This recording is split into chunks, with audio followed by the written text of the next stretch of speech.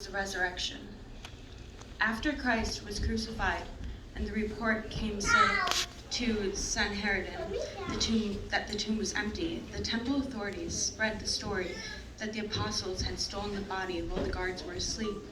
They reassured the guards that they would make this right with the governor Pilate, thus establishing the guards were Roman soldiers and not their own local police. The only part of their story that holds water is that the tomb was empty. Jerusalem was full of people who had vested interest in showing that the body was still there. Since they didn't, they couldn't. The rest of the story fails on at least two counts. First, we are asked to believe that trained professional Roman soldiers fell asleep on duty in an occupied country in the presence of the enemy. Surely you jest. In every army, including our own, the penalty for that has always been death. In the Roman army, unless you were a citizen and could demand to have your head chopped off, but few soldiers were citizens, it was death by scourging. Anyone who saw Gibson's Passion will know what that means. Army regulations carried a big stick, but the army also gives a carrot. People who run successful armies are not stupid. They know a man cannot serve on duty all day, then watch all night, so they make it possible for guards to stay awake.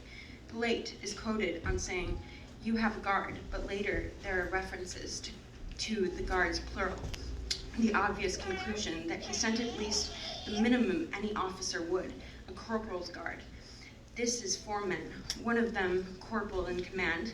In all armies, somebody is always in command. 2 of them stay awake, keep each other awake, and watch each other's backs. It was, after all, an occupied country in the presence of the enemy.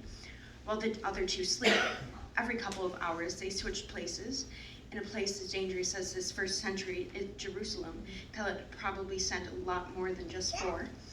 Between the carrot and the stick, it is simply not credible to claim that disciplined Roman soldiers fell asleep on duty. Local militia, maybe, but not Romans. The second point is the idea that the apostles stole the body and hid it. But for what? If he wasn't risen, then what would be the point of saying he was? It certainly didn't bring them power, wealth, or glory.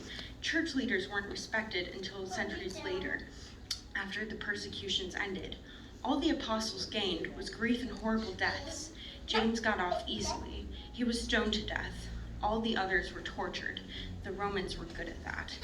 And all but John were tortured to death. Most were crucified. One, I don't recall which, was the first skinned alive and then crucified. We know enough about torture after the grisly 20th century to expect that at least one of them would have broken. If they had stole the body to perpetuate a fraud, certainly one of them would have tried to save himself by admitting it. None did. A man, if he's brave enough, may well very die, even by torture, for what he believes. But if they had stolen the body, they would have been dying for what they knew, not only a fraud, but a fraud which they could bring no imaginable benefit. Can anyone believe that even one man would do such a thing? But they all did.